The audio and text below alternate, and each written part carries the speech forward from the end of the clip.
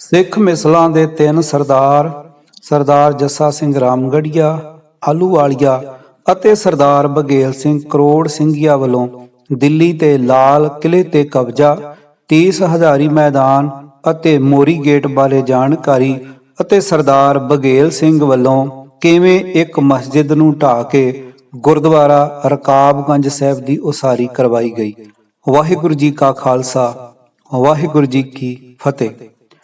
ਸਨ 1773 ਚ ਸਿੱਖ ਮਿਸਲਾਂ ਦੇ ਤਿੰਨ ਸਰਦਾਰ ਸਰਦਾਰ ਜੱਸਾ ਸਿੰਘ ਰਾਮਗੜ੍ਹੀਆ, ਸਰਦਾਰ ਜੱਸਾ ਸਿੰਘ ਆਹਲੂਵਾਲੀਆ ਅਤੇ ਸਰਦਾਰ ਬਘੇਲ ਸਿੰਘ ਕਰੋੜ ਸਿੰਘੀਆ ਆਪਣੀਆਂ ਫੌਜਾਂ ਲੈ ਕੇ ਦਿੱਲੀ ਜਿੱਤਣ ਦੇ ਇਰਾਦੇ ਨਾਲ ਆ ਪਹੁੰਚੇ।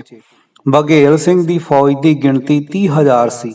ਉਸ ਨੇ ਆਪਣੀ ਫੌਜ ਦੇ ਤੰਬੂ ਜਿੱਥੇ ਲਾਏ ਉਹ 6 ਮਹੀਨੇ ਤੱਕ ਲੱਗੇ ਰਹੇ। ਇਸੇ ਤੋਂ ਇਸ ਮੈਦਾਨ ਦਾ ਨਾਮ 30 ਹਜ਼ਾਰੀ ਪੈ ਗਿਆ।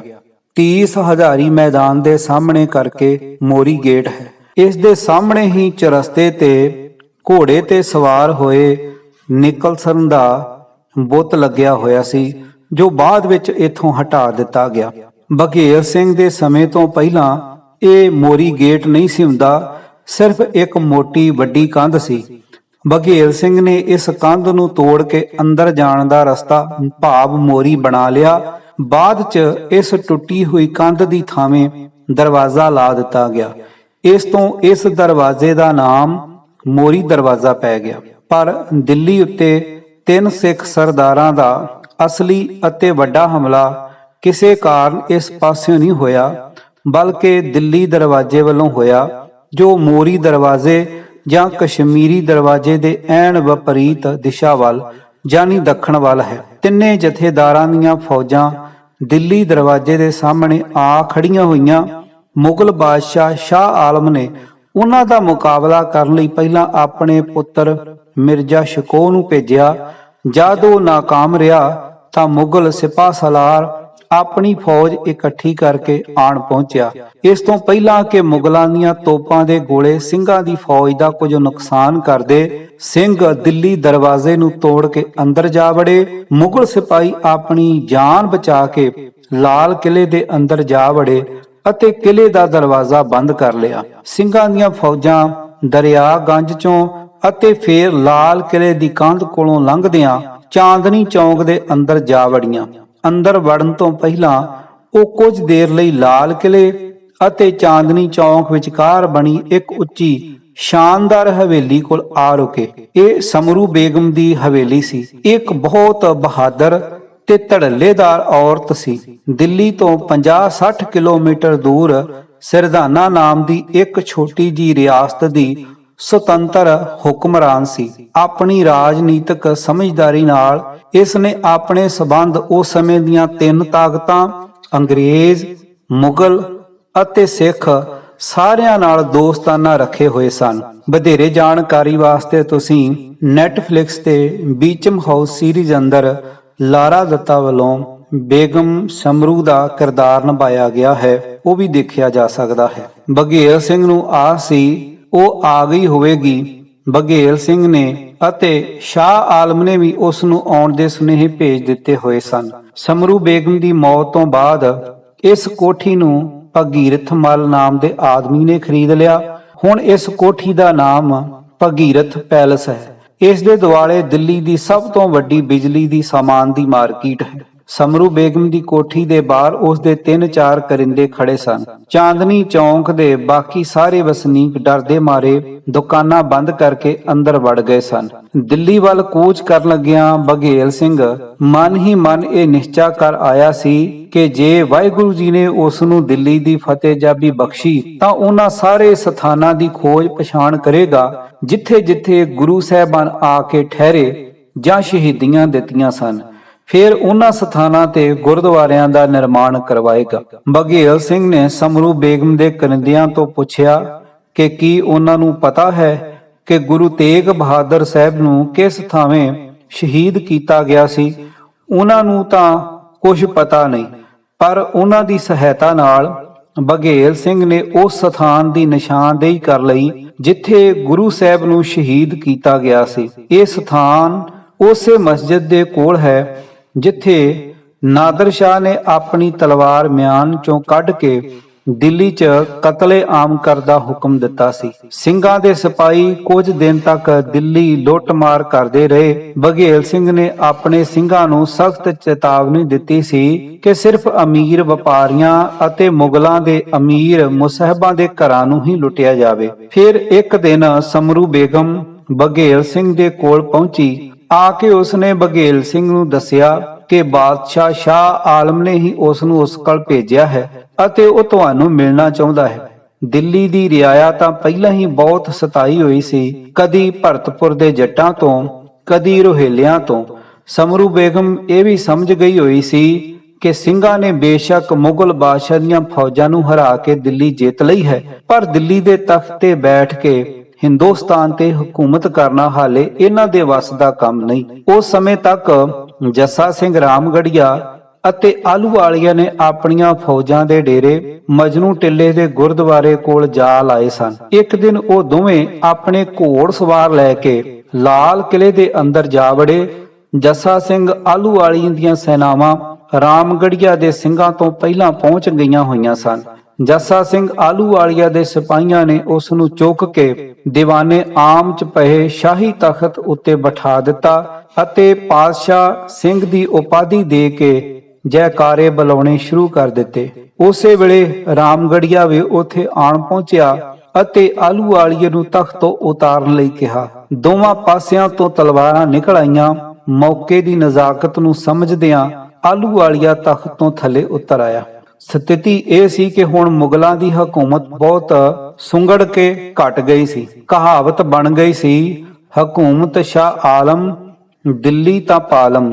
ਭਾਰਤ ਦੇ ਬਹੁਤ ਇਲਾਕੇ ਇਲਾਕੇ ਉੱਤੇ ਮਰਾਠਿਆਂ, ਭਰਤਪੁਰ ਦੇ ਜੱਟਾਂ, ਰੋਹੇਲਿਆਂ ਜਾਂ ਇਸੇ ਤਰ੍ਹਾਂ ਦੇ ਹੋਰ ਅਨੇਕਾਂ ਵਰਗਾਂ ਦਾ ਰਾਜ ਸਥਾਪਿਤ ਹੋ ਗਿਆ ਸੀ। ਸ਼ਾਹ ਆਲਮ ਮਹਿਸੂਸ ਕਰਨ ਲੱਗ ਪਿਆ ਸੀ ਕਿ ਜੇ ਉਸ ਨੂੰ ਖਾਲਸੇ ਦੀ ਸਹਾਇਤਾ ਪ੍ਰਾਪਤ ਹੋ ਜਾਵੇ ਤਾਂ ਉਸ ਦੀ ਹਕੂਮਤ ਦਾ ਸਿੱਕਾ ਕੁਝ ਦਿਨ ਹੋਰ ਚੱਲ ਸਕਦਾ ਹੈ। ਅਗਲੇ ਦਿਨ ਬਘੇਲ ਸਿੰਘ ਦੇ ਚੁਣੇ ਹੋਏ 1000 ਘੋੜ ਸਵਾਰਾਂ ਦਾ ਜਥਾ ਦਿੱਲੀ ਦੇ ਮੋਰੀ ਦਰਵਾਜ਼ੇ ਚੋਂ ਨਿਕਲ ਕੇ ਦਿੱਲੀ ਸ਼ਹਿਰ ਵਿੱਚ ਦਾਖਲ ਹੋ ਗਿਆ। ਇਹਨਾਂ ਸਾਰਿਆਂ ਦੀਆਂ ਚੌੜੀਆਂ ਛਾਤੀਆਂ, ਉੱਚੇ ਕੱਦ, ਭਰਵੇਂ ਚਿਹਰਿਆਂ ਤੇ ਸਜੀਆਂ ਦਾੜੀਆਂ ਤੇ ਸਿਰ ਤੇ ਨੀਲੇ ਰੰਗ ਦੀਆਂ ਵੱਡੀਆਂ ਵੱਡੀਆਂ ਪੱਗਾਂ ਬੰਨੀਆਂ ਹੋਈਆਂ ਜਿਨ੍ਹਾਂ ਦੁਆਲੇ ਗੋਲ ਚੱਕਰ ਚਮਕ ਰਹੇ ਸਨ।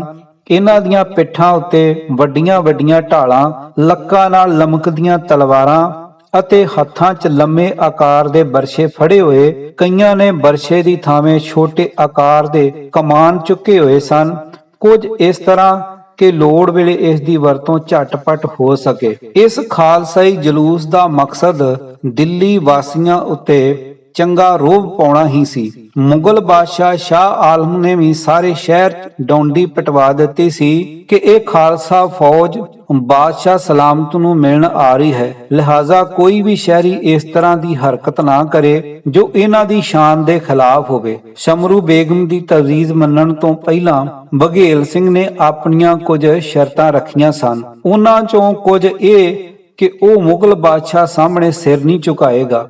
ਆਪਣੇ ਹਥਿਆਰਬੰਦ ਸਾਥੀਆਂ ਸਮੇਤ ਘੋੜੇ ਉੱਤੇ ਬੈਠਿਆਂ ਲਾਲ ਕਿਲੇ 'ਚ ਦਾਖਲ ਹੋ ਕੇ ਉਸ ਦੇ ਸਾਹਮਣੇ ਜਾਵੇਗਾ ਅਤੇ ਜੇ ਕਿਤੇ ਜਾਂ ਕਿਸੇ ਵੱਲੋਂ ਕਿਸੇ ਤਰ੍ਹਾਂ ਦੀ ਅਵਗਿਆ ਜਾਂ ਬਦਸਲੂਕੀ ਕੀਤੀ ਗਈ ਤਾਂ ਉਸ ਦੇ ਨਤੀਜਿਆਂ ਦਾ ਜ਼ਿੰਮੇਵਾਰ ਉਹ ਆਪ ਨਹੀਂ ਹੋਵੇਗਾ। 1000 ਸਿੰਘਾਂ ਦੇ ਅੱਗੇ ਸਰਦਾਰ ਬਘੇਲ ਸਿੰਘ ਆਪਣੇ ਚੁਣੇ ਹੋਏ 5 ਸਿੰਘਾਂ ਨਾਲ ਸਾਰੇ ਜਥੇ ਦੀ ਅਗਵਾਈ ਕਰ ਰਿਹਾ ਸੀ। ਸ਼ਾਹ ਆਲਮ ਨੇ ਬਘੇਲ ਸਿੰਘ ਦਾ ਸਵਾਗਤ ਬੜੀ ਗਰਮਜੋਸ਼ੀ ਨਾਲ ਕੀਤਾ। ਕੁਝ ਦੇਰ ਤੱਕ ਉਸ ਸਮੇਂ ਦੇ ਰਾਜਨੀਤਿਕ ਹਾਲਾਤਾਂ ਬਾਰੇ ਗੱਲਾਂ ਕਰਨ ਤੋਂ ਬਾਅਦ ਸ਼ਾਹ ਆਲਮ ਨੇ ਬਘੇਲ ਸਿੰਘ ਦੇ ਸਨਮੁਖ ਇਹ ਤਜਵੀਜ਼ ਰੱਖੀ ਕਿ ਬਘੇਲ ਸਿੰਘ ਉਸ ਦਾ ਸਰਪ੍ਰਸਤ ਬਣ ਜਾਵੇ, ਪਰ ਬਘੇਲ ਸਿੰਘ ਨੇ ਮੁਗਲਿਆ ਸਲਤਨਤ ਭਾਵ ਸ਼ਾਹ ਆਲਮ ਦਾ ਸਰਪ੍ਰਸਤ ਬਣਨ ਤੋਂ ਇਨਕਾਰ ਕਰ ਦਿੱਤਾ। ਉਸ ਆਖਿਆ ਕਿ ਇਸ ਤਜਵੀਜ਼ ਦਾ ਦੂਜਾ ਅਰਥ ਇਹ ਹੋਵੇਗਾ ਕਿ ਸ਼ਾਹ ਆਲਮ ਤੋਂ ਮਿਲਣ ਵਾਲੀ ਰਕਮ ਅਤੇ ਕੁਝ ਸਹੂਲਤਾਂ ਬਦਲੇ ਸ਼ਾਹ ਆਲਮ ਲਈ ਸਿੰਘ ਲੜਨ ਮਰਨ ਅਤੇ ਹਕੂਮਤ ਉਹ ਕਰੇ। ਬਘੇਲ ਸਿੰਘ ਦੇ ਸਰਪ੍ਰਸਤ ਬਣਨ ਤੋਂ ਇਨਕਾਰ ਕਰਨ ਤੇ ਸਮਰੂ ਬੇਗਮ ਨੂੰ ਬਹੁਤ ਦੁੱਖ ਹੋਇਆ। ਹੁਣ 30-40 ਹਜ਼ਾਰ ਦੀ ਖਾਲਸਾ ਫੌਜ, ਘੋੜਿਆਂ ਊਠਾਂ ਦੇ ਰਸਤ ਪਾਣੀ ਦੇ ਖਰਚੇ ਨੂੰ ਪੂਰਾ ਕਰਨ ਦੀ ਜ਼ਿੰਮੇਵਾਰੀ ਦਿੱਲੀ ਵਾਸੀਆਂ ਦੀ ਬਣ ਗਈ ਹੋਈ ਸੀ। ਜੱਸਾ ਸਿੰਘ ਆਹਲੂਵਾਲੀਆ ਅਤੇ ਰਾਮਗੜੀਆ ਦੁਆਰਾ ਦਿੱਲੀ ਦੇ ਆਲੇ ਦੁਆਲੇ ਦੇ ਇਲਾਕਿਆਂ ਦੀ ਲੁੱਟਮਾਰ ਵੀ ਜਾਰੀ ਸੀ। ਲੁੱਟਮਾਰ ਨਾ ਕਰਨ ਅਤੇ ਦਿੱਲੀ ਦਾ ਘੇਰਾ ਛੱਡ ਕੇ ਜਾਣ ਬਾਰੇ ਵੀ ਸਿੱਖਾਂ ਅਤੇ ਸ਼ਾਹ ਆਲਮ ਵਿਚਕਾਰ ਗੱਲਬਾਤ ਚੱਲ ਰਹੀ ਸੀ। ਸੁਲਾਹਨਾਮੇ ਅਨੁਸਾਰ ਇਹ ਤੈਅ ਹੋਇਆ ਕਿ ਖਾਲਸਾ ਦਲ ਛੇਤੀ ਹੀ ਇੱਥੋਂ ਚਲਿਆ ਜਾਵੇਗਾ। ਬਘੇਲ ਸਿੰਘ ਆਪਣੇ ਸਿੰਘਾਂ ਨਾਲ ਦਿੱਲੀ 'ਚ ਰਹਿੰਦਿਆਂ ਦਿੱਲੀ 'ਚ ਅਮਨ ਅਤੇ ਸ਼ਾਂਤੀ ਕਾਇਮ ਰੱਖਣ ਦਾ ਜ਼ਿੰਮੇਵਾਰ ਹੋਏਗਾ। ਇਸ ਦੇ ਖਰਚੇ ਲਈ ਉਹ ਦਿੱਲੀ ਦੀ ਚੁੰਗੀ ਦੇ 1/3 ਤੋਂ ਵੱਧ ਭਾਗ ਦਾ ਹੱਕਦਾਰ ਹੋਵੇਗਾ। ਅਖੀਰਲੀ ਸ਼ਰਤ ਇਹ ਕਿ ਦਿੱਲੀ 'ਚ 7 ਯਾਦਗਾਰੀ ਗੁਰਦੁਆਰਿਆਂ ਦੇ ਨਿਰਮਾਣ ਅਤੇ ਨਿਰਮਾਣ ਤੋਂ ਬਾਅਦ ਉਹਨਾਂ ਦੀ ਦੇਖਭਾਲ ਅਤੇ ਖਰਚੇ ਦਾ ਪ੍ਰਬੰਧ ਕਰੇਗਾ। ਤੁਰਕਮਾਨ ਦਰਵਾਜ਼ੇ ਤੋਂ ਬਾਹਰ ਕਰਕੇ ਮਾਤਾ ਸੁੰਦਰੀ, ਜੈਪੁਰੇ ਵਿੱਚ ਬੰਗਲਾ ਸਾਹਿਬ ਅਤੇ ਹੋਰ 4 ਗੁਰਦੁਆਰਿਆਂ ਦੇ ਨਿਰਮਾਣ ਦਾ ਕੰਮ ਸ਼ੁਰੂ ਕਰਨ 'ਚ ਕੋਈ ਬਹੁਤੀ ਔਕੜ ਨਹੀਂ ਆਈ। ਜਦ ਗੁਰਦੁਆਰਾ ਸੀਸਗੰਜ ਬਣਾਉਣ ਦੀ ਵਾਰੀ ਆਈ ਤਾਂ ਇਹ ਪਤਾ ਲਾਉਣਾ ਮੁਸ਼ਕਲ ਹੋ ਗਿਆ ਕਿ ਉਹ ਸਥਾਨ ਕਿਹੜਾ ਹੈ ਜਿੱਥੇ ਗੁਰੂ ਤੇਗ ਬਹਾਦਰ ਸਾਹਿਬ ਜੀ ਨੂੰ ਸ਼ਹੀਦ ਕੀਤਾ ਗਿਆ। ਬਹੁਤ ਪੁੱਛਗਿੱਛ ਕਰਨ ਤੇ ਇੱਕ ਮਾਸ਼ਕਨ ਸਾਹਮਣੇ ਆਈ ਜਿਸ ਨੇ ਇੱਕ ਥਾਂ ਵੱਲ ਇਸ਼ਾਰਾ ਕਰਦਿਆਂ ਦੱਸਿਆ ਕਿ ਇਸ ਸਥਾਨ ਉੱਤੇ ਸਿੱਖਾਂ ਦਾ ਪੀਰ ਇੱਕ ਲੱਕੜੀ ਦੀ ਚੌਂਕੀ ਤੇ ਬੈਠਿਆ ਸੀ। ਇੱਥੇ ਉਹਨਾਂ ਦਾ ਸਿਰ ਧੜ ਤੋਂ ਵੱਖਰਾ ਕੀਤਾ ਗਿਆ ਅਤੇ ਉਸ ਦੇ ਪਿਓ ਨੇ ਲਹੂ ਨਾਲ ਲਿਬੜੀ ਉਹ ਚੌਂਕੀ ਅਤੇ ਉਹ ਥਾਂ ਸਾਫ਼ ਕੀਤੀ ਸੀ। ਜਦ ਬਘੇਲ ਸਿੰਘ ਰਕਾਬਗੰਜ ਪਹੁੰਚਿਆ ਜਿੱਥੇ ਲੱਖੀ ਸ਼ਾਹ ਵਣਜਾਰੇ ਨੇ ਗੁਰੂ ਤੇਗ ਬਹਾਦਰ ਸਾਹਿਬ ਜੀ ਦੇ ਧੜ ਦਾ ਦਾਹ ਸੰਸਕਾਰ ਕੀਤਾ ਸੀ ਤਾਂ ਵੇਖਿਆ ਕਿ ਉਸ ਸਥਾਨ ਤੇ ਮਸੀਤ ਬਣੀ ਹੋਈ ਸੀ। ਬਘੇਲ ਸਿੰਘ ਨੇ ਮਸੀਤ ਨੂੰ ਢਾਉਣ ਦਾ ਹੁਕਮ ਦੇ ਦਿੱਤਾ। ਜਦ ਦਿੱਲੀ ਦੇ ਮੁਸਲਮਾਨਾਂ ਨੂੰ ਪਤਾ ਲੱਗਾ ਤਾਂ ਦਿੱਲੀ ਦੇ ਕਈ ਹਜ਼ਾਰ ਮੁਸਲਮਾਨ ਅਤੇ ਜਾਮਾ ਮਸਜਿਦ ਦਾ ਇਮਾਮ ਆਣ ਇਕੱਠੇ ਹੋਏ। ਜਹਾਦ ਦਾ ਨਾਰਾ ਬੁਲੰਦ ਹੋ ਗਿਆ ਕਿ ਉਹ ਮਸਜਿਦ ਨਹੀਂ ਢਾਉਣ ਦੇਣਗੇ।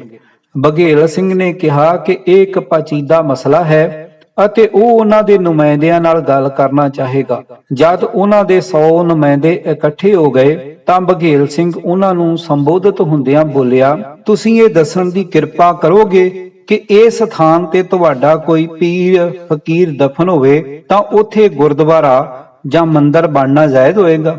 ਬਿਲਕੁਲ ਨਹੀਂ, ਉੱਥੇ ਤਾਂ ਮਸਜਿਦ ਹੀ ਬਣੇਗੀ। ਪਰ ਵਿੱਚੋਂ ਕੁਝ ਸਿਆਣੇ ਮੁਸਲਮਾਨਾਂ ਨੂੰ ਇਹ ਅਨੁਮਾਨ ਲਗਾਉਣ 'ਚ ਦੇਰ ਨਾ ਲੱਗੀ ਕਿ ਬਹਿਸ ਦਾ ਰੁਖ ਕਿਸ ਪਾਸੇ ਜਾ ਰਿਹਾ ਹੈ। ਫਿਰ ਇਹ ਦੱਸਣ ਦੀ ਮਿਹਰਬਾਨੀ ਵੀ ਕਰੋਗੇ ਕਿ ਗੁਰੂ ਤੇਗ ਬਹਾਦਰ ਤੁਹਾਡਾ ਪੀਰ ਸੀ ਕਿ ਸਾਡਾ, ਤੁਹਾਡਾ ਸਿੱਖਾਂ ਦਾ?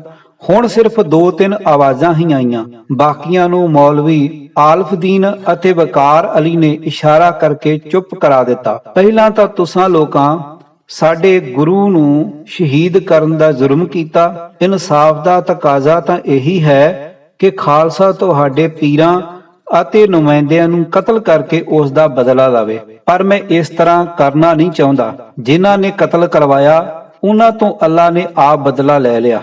ਅੱਜ ਉਹਨਾਂ ਦੀ ਔਲਾਦ ਦਾ ਕੀ ਹਸ਼ਰ ਹੋ ਰਿਹਾ ਹੈ ਅਤੇ ਕੀ ਹੋਏਗਾ ਤੁਸੀਂ ਚੰਗੀ ਤਰ੍ਹਾਂ ਸਮਝ ਸਕਦੇ ਹੋ। ਹੁਣ ਤੁਸੀਂ ਸਾਡੇ ਗੁਰੂ ਦੇ ਦਾਹ ਸੰਸਕਾਰ ਦੇ ਸਥਾਨ ਤੇ ਆਪਣੀ ਮਸੀਤ ਬਣਾਉਣ ਦੀ ਗਲਤੀ ਕੀਤੀ।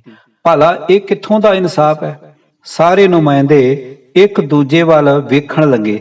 ਫਿਰ ਮੌਲਵੀ ਅਲਫਦੀਨ ਬੋਲਿਆ, ਇਸ ਬਾਰੇ ਅਸੀਂ ਕੁਝ ਨਹੀਂ ਜਾਣਦੇ, ਪਰ ਜਿੱਥੇ ਇੱਕ ਵਾਰੀ ਮਸਜਿਦ ਬਣ ਜਾਏ ਉਹ ਨਾ ਢਹਿ ਸਕਦੀ ਹੈ ਤੇ ਨਾ ਉੱਥੇ ਕੋਈ ਗੁਰਦੁਆਰਾ ਜਾਂ ਮੰਦਿਰ ਬਣ ਸਕਦਾ ਹੈ। ਵਾਹ, ਮੰਦਿਰ ਗੁਰਦੁਆਰੇ ਢਾਹ ਕੇ ਮਸਜਿਦ ਬਣ ਸਕਦੀ ਹੈ ਪਰ ਮਸਜਿਦ ਦੀ ਥਾਂ ਗੁਰਦੁਆਰਾ ਨਹੀਂ। ਇਹ ਤੇ ਜ਼ੋਰ ਜ਼ਬਰਦਸਤੀ ਹੋਈ, ਕੋਈ ਦਲੀਲ ਨਾ ਹੋਈ।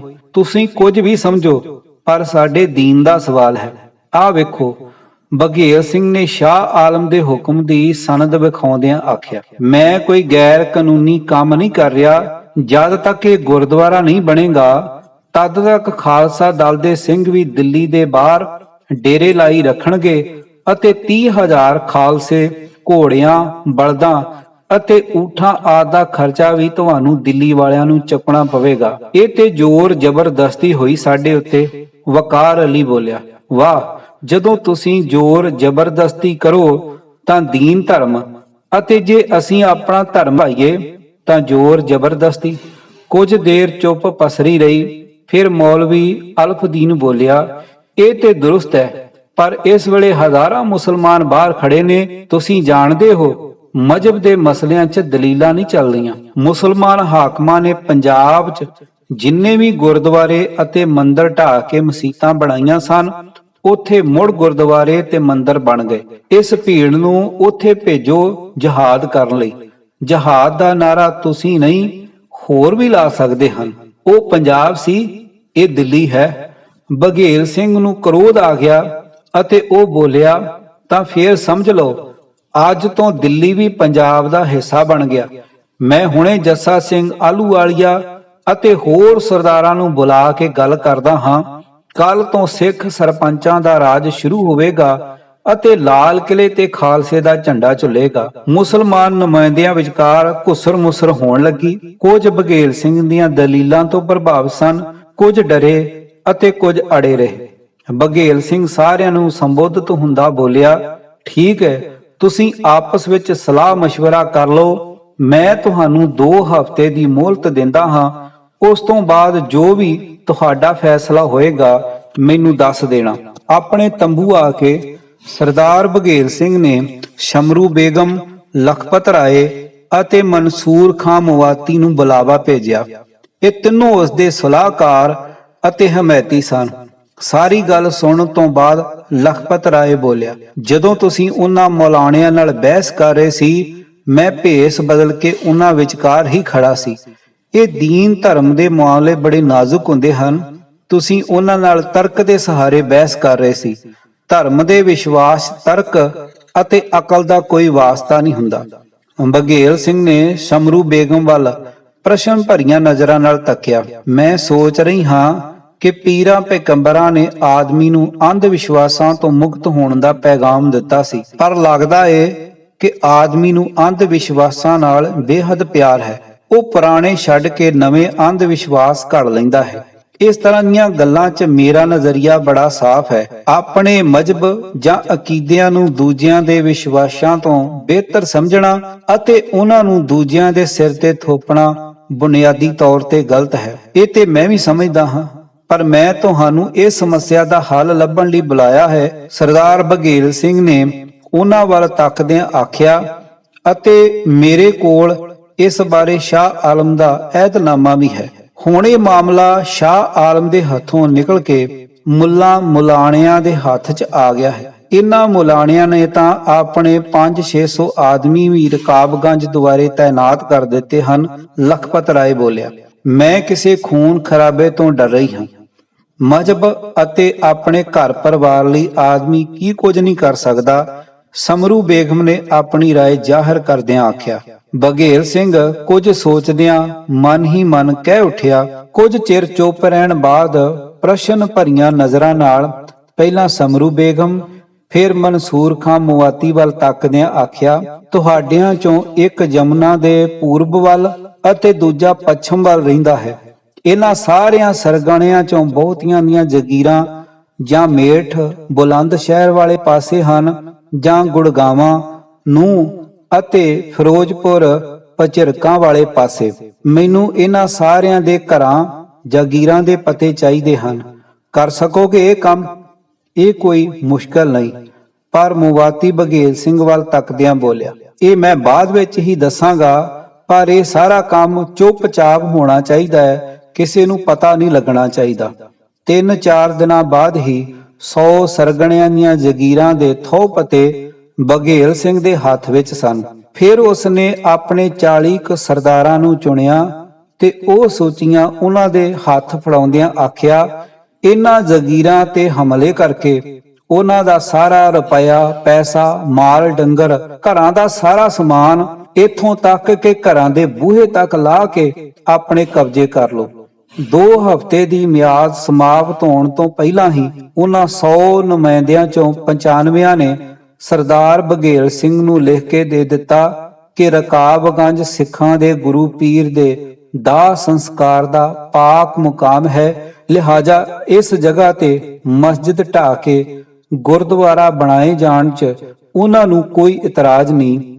ਇਹ ਘਟਨਾ ਸਨ 1783 ਦੀ ਹੈ। ਕੁਝ ਦਿਨ ਦਿੱਲੀ 'ਚ ਠਹਿਰਨ ਤੋਂ ਬਾਅਦ ਜੱਸਾ ਸਿੰਘ ਰਾਮਗੜੀਆ ਅਤੇ ਸਰਦਾਰ ਜੱਸਾ ਸਿੰਘ ਆਹਲੂਵਾਲੀਆ ਵਾਪਸ ਪੰਜਾਬ ਨੂੰ ਚਲੇ ਗਏ ਤੇ ਸਰਦਾਰ ਬਘੇਲ ਸਿੰਘ 6 ਮਹੀਨੇ ਤੱਕ ਦਿੱਲੀ ਹੀ ਰਿਹਾ ਅਤੇ ਸਾਰੇ ਯਾਦਗਾਰੀ ਗੁਰਦੁਆਰਿਆਂ ਦੀ ਨਿਸ਼ਾਨਦੇਹੀ ਕਰਕੇ ਉੱਥੇ ਗੁਰਦੁਆਰੇ ਉਸਾਰਨੇ ਸ਼ੁਰੂ ਕਰ ਦਿੱਤੇ। ਜੇ ਆਪ ਜੀ ਨੂੰ ਇਹ ਵਿਚਾਰ ਚੰਗੇ ਲੱਗੇ ਹਨ ਤਾਂ ਅੱਗੇ ਜਰੂਰ ਭੇਜੋ ਤਾਂ ਕਿ ਹੋਰ ਵੀ ਸੁਣ ਸਕਣ। ਹਵਾਲਾ ਭਾਰਤੀ ਇਤਿਹਾਸ ਮਿਥਿਹਾਸ, ਆਵਾਜ਼ ਭਾਈ ਗੁਰਜੰਟ ਸਿੰਘ ਰੂਪੋਵਾਲੀ। ਵਾਹਿਗੁਰੂ ਜੀ ਕਾ ਖਾਲਸਾ, ਵਾਹਿਗੁਰੂ ਜੀ ਕੀ ਫਤਿਹ।